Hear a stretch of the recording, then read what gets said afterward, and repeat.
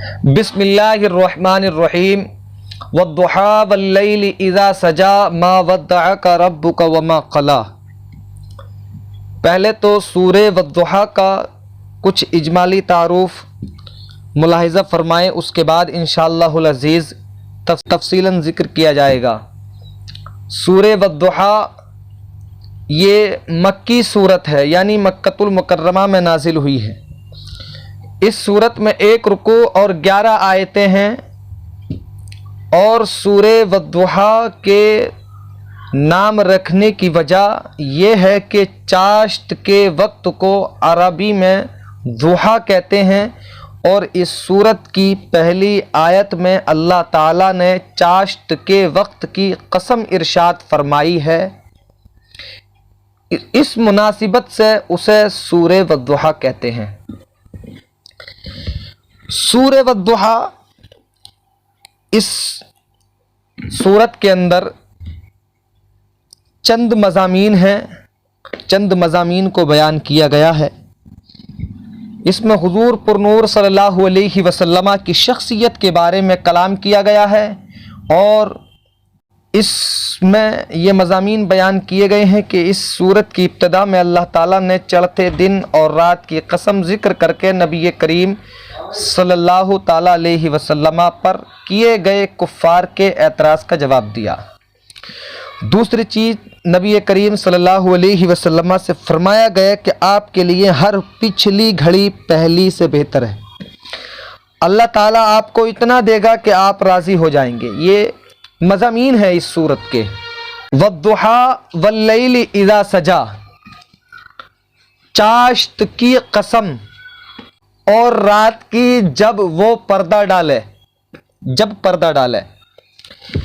اس صورت کا شان نزول یہ ہے کہ ایک مرتبہ ایسا اتفاق ہوا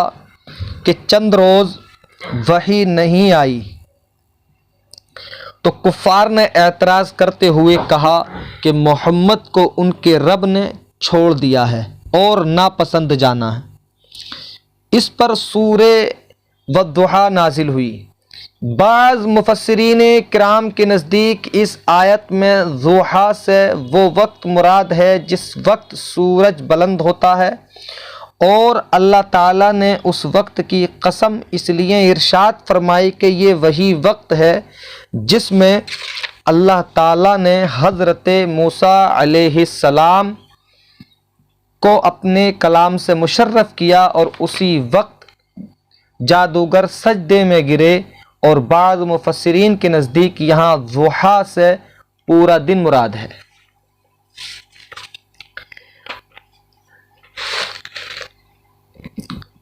اور اس سورہ مبارکہ کے اور بھی شان نزول ہیں کہ جبریل علیہ السلام نے وحی لانے میں تاخیر کی تو حضور پر نور صلی اللہ علیہ وسلم نے بی بی خدیجہ رضی اللہ تبارک و تعالی عنہا سے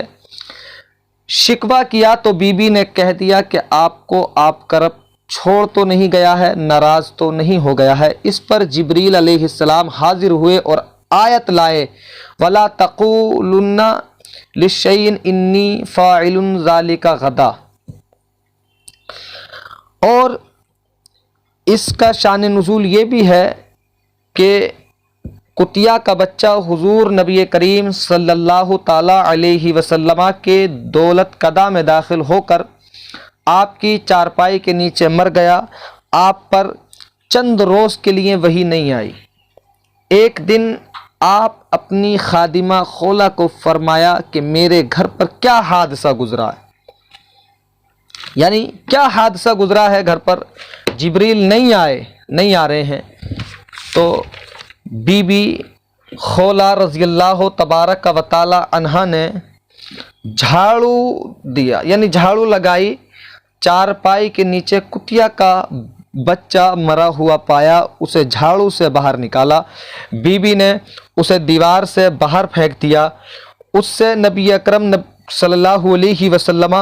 حیا سے کانپنے لگے اور کاندھا مبارک تھر تھرایا۔ اسی اثنا میں آپ پر وحی کا نزول ہوا اس سے آپ کی کپ کپی بدستور رہی اور حضرت خولا رضی اللہ تعالی عنہا سے فرمایا اے خولا مجھے کمبل اڑا دو۔ اس کے بعد آپ صلی اللہ علیہ وسلم پر اللہ تعالیٰ نے یہی صورت اتاری۔ جب حضرت جبریل حاضر ہوئے آپ نے ان سے تاخیر کا سبب پوچھا تو عرض کی کہ ہم اس گھر میں نہیں آتے جس میں کتا یا تصویر وغیرہ ہو۔ حضرات اس سے یہ بھی معلوم ہوتا ہے، حضرت جبریل کے نہ آنے کی وجہ سے یہ چیز معلوم ہوتی ہے کہ جس گھر کے اندر کتا یا تصویر ہو، یعنی فوٹو جس گھر کے اندر ہوتی ہے جاندار چیز کی، اس گھر کے اندر فرشتے نہیں آتے ہیں۔ اور ایک چیز یہ بھی معلوم ہوتی ہے کہ گھر کے اندر اگر بے برکتی محسوس ہو تو اپنے گھر کی صفائی کریں۔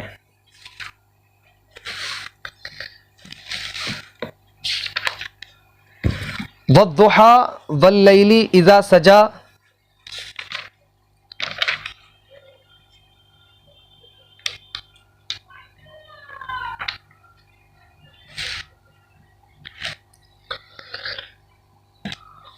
اس آیت میں چاشت کا ذکر ہے۔ اس مناسبت سے یہاں چاشت کی نماز کے فضائل ملاحظہ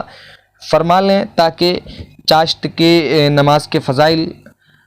ہم تک پہنچ جائیں اور معلوم ہو جائیں۔ حضرت ابو ذر رضی اللہ تبارک و تعالی عنہ سے روایت ہے کہ رسول کریم صلی اللہ علیہ وسلم نے ارشاد فرمایا آدمی پر اس کے ہر جوڑ کے بدلے صدقہ ہے، اور آدمی کے اندر کل 360 جوڑ ہوتے ہیں۔ ہر تسبیح صدقہ ہے، ہر حمد صدقہ ہے، اور لا الہ الا اللہ کہنا صدقہ ہے، اور اللہ اکبر کہنا صدقہ ہے، اور اچھی بات کا حکم کرنا صدقہ ہے، اور بری بات سے منع کرنا صدقہ ہے، اور ان سب کی طرف سے چاشت کی 2 رکعت کفایت کرتی ہیں۔ حضرت انس بن مالک رضی اللہ تبارک و تعالی عنہ سے روایت ہے حضور پر نور صلی اللہ تعالی علیہ وسلم نے ارشاد فرمایا جس نے چاشت کی 12 رکعتیں پڑھیں تو اللہ تعالیٰ اس کے لیے جنت میں سونے کا محل بنائے گا۔ ماشاءاللہ سبحان اللہ، جنت میں سونے کا محل اللہ رب العزت اس کو عنایت فرمائے گا۔ اور حضرت ابو درداء رضی اللہ تعالی عنہ سے روایت ہے رسول اللہ صلی اللہ علیہ وسلم نے ارشاد فرمایا جس نے چاشت کی 2 رکعتیں پڑھیں وہ غافل لوگوں میں نہیں لکھا جائے گا، یعنی جو غفلت کرنے والے لوگ ہوتے ہیں ان میں نہیں لکھا جائے گا، اور جو 4 رکعت پڑھے گا وہ عبادت گزار لوگوں میں لکھا جائے گا، یعنی اس کا نام عبادت گزار لوگوں میں لکھا جائے گا، اور جو 6 رکعت پڑھے گا اس دن اس کی کفایت کی جائے گی، اور جو 8 رکعت پڑھے گا تو اللہ تعالیٰ اسے فرما بردار لوگوں میں لکھے گا، اور جو 12 رکعت پڑھے گا اللہ تعالیٰ اس کے لیے جنت میں ایک محل بنائے گا، اور کوئی دن یا رات ایسا نہیں جس میں اللہ تعالیٰ بندوں پر احسان اور صدقہ نہ کرے، اس بندے سے بڑھ کر کسی پر احسان نہ کیا جسے اپنا ذکر الہام کیا۔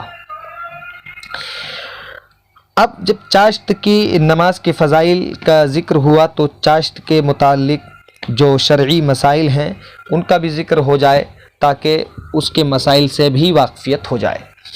چاشت کی نماز پڑھنا کیا ہے؟ تو چاشت کی نماز مستحب ہے، اور اس کی کم از کم 2 اور زیادہ سے زیادہ 12 رکعتیں ہیں۔ اس کا وقت سورج بلند ہونے سے زوال یعنی نصف النہار شرعی تک ہے، اور بہتر یہ ہے کہ 1/4 دن چڑھے تو چاشت کی نماز پڑھ لی جائے۔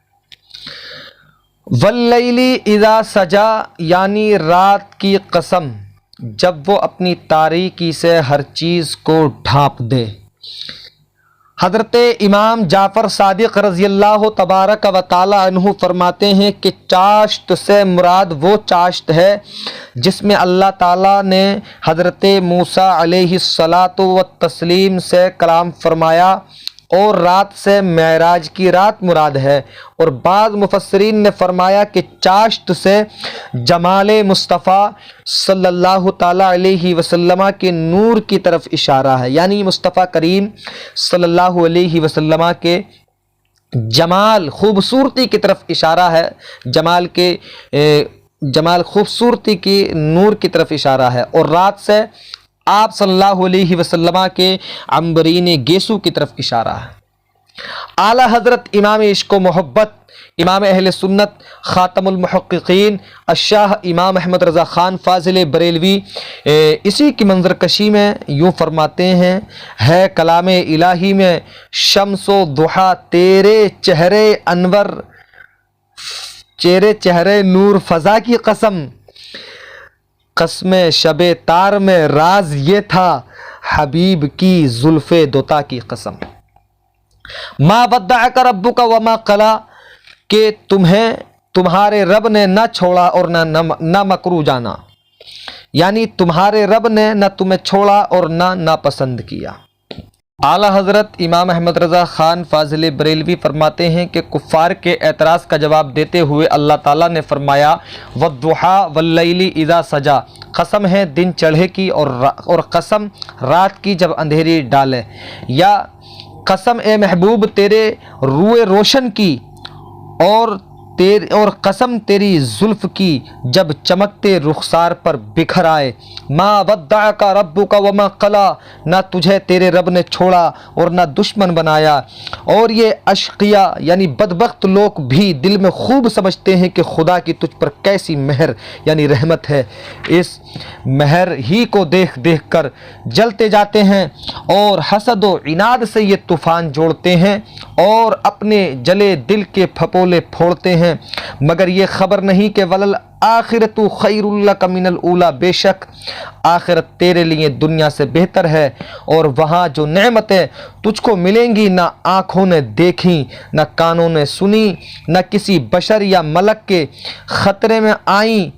جن کا اجمال یہ ہے کہ وَلَسَوْفَ يُعْطِيكَ رَبُّكَ فَتَرْضَىٰ، قریب ہے تجھے تیرا رب اتنا دے گا کہ تو راضی ہو جائے گا۔ اس دن دوست دشمن سب پر کھل جائے گا کہ تیرا برابر کوئی محبوب نہ تھا۔ خیر اگر آج یہ اندھے آخرت کا یقین نہیں رکھتے تو تجھ پر خدا کی عظیم جلیل کثیر جزیل نعمتیں رحمتیں آج کی تو نہیں قدیم ہی سے ہیں، کیا تیرے پہلے احوال انہوں نے نہ دیکھے اور ان سے یقین حاصل نہ کیا کہ جو نظر عنایت تجھ پر ہے ایسی نہیں کہ کبھی بدل جائے۔ الم یجدک یتیما فآویٰ ووجدک ضالا فہدیٰ، یعنی کفار کے اعتراض سے معلوم ہوا کہ کفار اس بات کو جان گئے تھے کہ نبی کریم صلی اللہ علیہ وسلم اللہ تعالیٰ کے رسول ہیں، کیونکہ اگر انہیں یہ بات معلوم نہ ہوتی تو وہ اس طرح کا اعتراض نہ کرتے۔ نیز یہ بھی معلوم ہوا کہ قرآن مجید نبی کریم صلی اللہ علیہ وسلم کا اپنی طرف سے بنایا ہوا کلام نہیں بلکہ اللہ تعالیٰ کا کلام ہے، اور اسی کی طرف سے تاجدار رسالت صلی اللہ علیہ وسلم پر نازل ہوا ہے، کیونکہ اگر قرآن مجید نبی کریم صلی اللہ علیہ وسلم کا اپنی طرف سے بنایا ہوا کلام ہوتا تو آپ کا کلام مسلسل جاری رہتا اور اس میں وقفہ نہ آتا۔ اس طرح کفار کو یہ اعتراض کرنے کا موقع نہ ملتا کہ محمد صلی اللہ علیہ وسلم کو ان کے رب نے چھوڑ دیا ہے اور ناپسند کیا ہے۔ یعنی کفار کا یہ کہنا کہ اب ان کے رب نے یعنی نبی کریم صلی اللہ علیہ وسلم کے رب نے اب ان کو چھوڑ دیا ہے، یعنی وہی آنی بند ہو گئی کچھ دنوں کے لیے، تو ان کا یہ کہنا کہ اب ان کے رب نے ان کو چھوڑ دیا ہے، تو یعنی انہوں نے اس بات کو تسلیم کر لیا کہ وہی اللہ رب العزت کی طرف سے آتی تھی۔ تو اس بات سے معلوم یہ ہوتا ہے کہ نبی کریم صلی اللہ علیہ وسلم جو کہتے تھے وہ اللہ رب العزت کا ہی کلام تھا، نہ کہ نبی کریم صلی اللہ علیہ وسلم کا۔ وَلَلْآخِرَةُ خَيْرٌ لَكَ مِنَ الْأُولَىٰ، اور بے شک پچھلی تمہارے لیے پہلی سے بہتر ہے۔ مفسرین نے اس آیت کا ایک معنی یہ بھی بیان کیا ہے کہ حبیب صلی اللہ علیہ وسلم بے شک تمہارے لیے آخرت دنیا سے بہتر ہے، کیونکہ وہاں آپ کے لیے مقام محمود، حوض کوثر، وہ بھلائی جس کا وعدہ کیا گیا ہے، آپ صلی اللہ علیہ وسلم کا تمام انبیاء و رسول علیہم الصلاۃ والسلام پر مقدم ہونا، آپ صلی اللہ علیہ وسلم کی امت کا تمام امتوں پر گواہ ہونا، اور آپ صلی اللہ علیہ وسلم کی شفاعت سے مومنین کے مرتبے اور درجے بلند ہونا، اور بے انتہا عزتیں اور کرامتیں ہیں جو بیان میں نہیں آ سکتی۔ نیز مفسرین نے اس آیت کے ایک معنی یہ بھی فرمائے ہیں کہ آنے والے احوال آپ کے لیے گزشتہ سے بہتر و برتر ہیں، گویا کہ حق تعالیٰ کا وعدہ ہے کہ وہ روز بروز آپ کے درجے بلند کرے گا، اور عزت پر عزت اور منصب پر منصب زیادہ فرمائے گا، اور ہر آنے والی گھڑی میں آپ کے مراتب ترقیوں میں رہیں گے۔ وَلَسَوْفَ يُعْطِيكَ رَبُّكَ فَتَرْضَىٰ، اور بے شک قریب ہے تمہارا رب تمہیں اتنا دے گا کہ تم راضی ہو جاؤ گے۔ یعنی اے حبیب صلی اللہ علیہ وسلم، بے شک قریب ہے آپ کا رب، آپ کو دنیا اور آخرت میں اتنا دے گا کہ آپ راضی ہو جائیں گے۔ اللہ تعالیٰ کا اپنے حبیب صلی اللہ علیہ وسلم سے یہ وعدہ کریمہ ان نعمتوں کو بھی شامل ہے جو آپ صلی اللہ علیہ وسلم کو اللہ تعالیٰ نے دنیا میں عطا فرمائی، یعنی نبی کریم صلی اللہ علیہ وسلم پر اللہ تعالیٰ نے جو انعام دنیا میں فرمائے وہ بھی شامل ہے، جیسے کمال نفس، اولین و آخرین کے علوم، دین کی سربلندی، اور وہ فتوحات جو آپ صلی اللہ علیہ وسلم کے عہد مبارک میں ہوئیں اور جو صحابہ کرام رضی اللہ تبارک و تعالی عنہم کے زمانے میں ہوئیں اور تا قیامت مسلمانوں کی ہوتی رہیں گی، آپ صلی اللہ علیہ وسلم کی دعوت کا عام ہونا، اسلام کا مشرق و مغرب میں پھیل جانا، آپ صلی اللہ علیہ وسلم کی امت کا تمام امتوں سے بہترین ہونا، کنتم خیر امت اخرجت للناس، اور آپ صلی اللہ علیہ وسلم کی وہ کرامات و کمالات جن کا علم اللہ ہی کو ہے، اور یہ وعدہ آخرت کی عزت و تکریم کو بھی شامل ہے کہ اللہ تعالیٰ نے آپ صلی اللہ علیہ وسلم کو شفاعت عامہ و خاصہ اور مقام محمود وغیرہ جلیل نعمتیں عطا فرمائی۔ یعنی اللہ رب العزت نے مصطفیٰ کریم صلی اللہ علیہ وسلم کو دنیا میں بھی اتنا نوازا ہے کہ جتنا کسی کو نہیں نوازا، اور آخرت میں بھی اللہ رب العزت اپنے حبیب کو اتنا نوازے گا کہ جتنا کسی کو نہیں نوازا جائے گا۔ ہاں، وہ اعلیٰ حضرت امام عشق و محبت فرماتے ہیں، خدا کی رضا چاہتے ہیں دو عالم، خدا چاہتا ہے رضائے محمد۔ اسی کے ضمن میں اسی کے متعلق ایک دو حدیثیں ملاحظہ فرمائیں تاکہ نبی کریم صلی اللہ علیہ وسلم اور حضرت خدا چاہتا ہے رضائے محمد، حضرت عمر بن عاص رضی اللہ تعالی عنہ فرماتے ہیں کہ رسول کریم صلی اللہ علیہ وسلم نے قرآن مجید میں حضرت ابراہیم علیہ السلام کی یہ دعا پڑھی۔ کون سی والی؟ یہی، ربی انہن اضللنا کثیرا من الناس فمن تبعنی فانہ منی ومن عصانی فانک غفور الرحیم،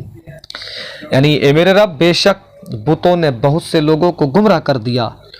تو جو میرے پیچھے چلے تو بے شک وہ میرا ہے، اور جو میری نافرمانی کرے تو بے شک تو بخشنے والا مہربان ہے۔ اور حضرت عیسیٰ علیہ السلام کی یہ دعا پڑھی، ان تعذبہم فانک عبادک وان تغفر لہم فانک انت العزیز الحکیم، اگر تو انہیں عذاب دے گا تو وہ تیرے بندے ہیں، اور اگر تو انہیں بخش دے گا تو بے شک تو ہی غلبے والا حکمت والا ہے۔ تو آپ صلی اللہ علیہ وسلم نے دونوں دستے مبارک اٹھا کر امت کے حق میں رو کر دعا فرمائی اور عرض کیا، اللہم امتی اللہم امتی اللہم امتی، اے اللہ میری امت میری امت میری امت، اللہ تعالیٰ نے جبریل علیہ السلام کو حکم دیا کہ تم میرے حبیب صلی اللہ علیہ وسلم کے پاس جاؤ، تمہارا رب خوب جانتا ہے، مگر ان سے پوچھو کہ ان کے رونے کا سبب کیا ہے۔ حضرت جبریل نے حکم کے مطابق حاضر ہو کر معلوم کیا تو سرکار دو عالم صلی اللہ علیہ وسلم نے انہیں تمام حالات بتائے، تمام حال بتایا اور غم امت کا اظہار کیا۔ حضرت جبریل امین نے بارگاہ الہی میں عرض کی کہ اللہ عز و جل تیرے حبیب صلی اللہ علیہ وسلم یہ فرماتے ہیں، اللہ تعالیٰ خوب جاننے والا ہے، بے شک وہ رب ذوالجلال خوب جاننے والا ہے۔ اللہ تعالیٰ نے حضرت جبریل کو حکم دیا کہ جاؤ میرے حبیب صلی اللہ علیہ وسلم سے کہو کہ ہم آپ کو آپ کی امت کے بارے میں عن قریب راضی کریں گے اور آپ کے قلب مبارک کو رنجیدہ نہ ہونے دیں گے، آپ کو رنجیدہ نہ ہونے دیں گے۔ ابو البرکات عبداللہ بن احمد نصفی رحمۃ اللہ تعالی علیہ فرماتے ہیں کہ جب یہ آیت نازل ہوئی تو حضور اقدس صلی اللہ تعالی علیہ وسلم نے ارشاد فرمایا، جب تک میرا ایک امتی بھی دوزخ میں رہے گا میں راضی نہ ہوں گا، میں راضی نہ ہوں گا۔ مفتی نعیم الدین صدر الافاضل فخر الاماثل حضرت سیدنا مفتی نعیم الدین مرادآبادی رحمۃ اللہ تعالی علیہ فرماتے ہیں کہ آیت کریمہ صاف دلالت کرتی ہے کہ اللہ تعالیٰ وہی کرے گا جس میں رسول راضی ہوں، اور حدیث شفاعت سے ثابت ہے کہ رسول اللہ صلی اللہ علیہ وسلم کی رضا اسی میں ہے کہ سب گنہگاران امت بخش دیے جائیں۔ تو آیات و احادیث سے قطعی طور پر یہ نتیجہ نکلتا ہے کہ حضور صلی اللہ علیہ وسلم کی شفاعت مقبول اور حسب مرضی مبارک گنہگاران امت بخشے جائیں گے۔ مصطفیٰ کریم صلی اللہ علیہ وسلم کا رتبہ، یہ آپ کا رتبہ علیٰ ہے، جس پروردگار کو راضی کرنے کے لیے تمام مقرب حضرات تکلیفیں برداشت کرتے ہیں اور محنتیں اٹھاتے ہیں، وہ اس حبیب اکرم صلی اللہ علیہ وسلم کو راضی کرنے کے لیے عام عطا کرتا ہے، عام عطا عام کرتا ہے۔ اعلیٰ حضرت اسی لیے تو اسی کی منظر کشی میں یوں فرماتے ہیں کہ خدا کی رضا چاہتے ہیں دو عالم، خدا چاہتا ہے رضائے محمد۔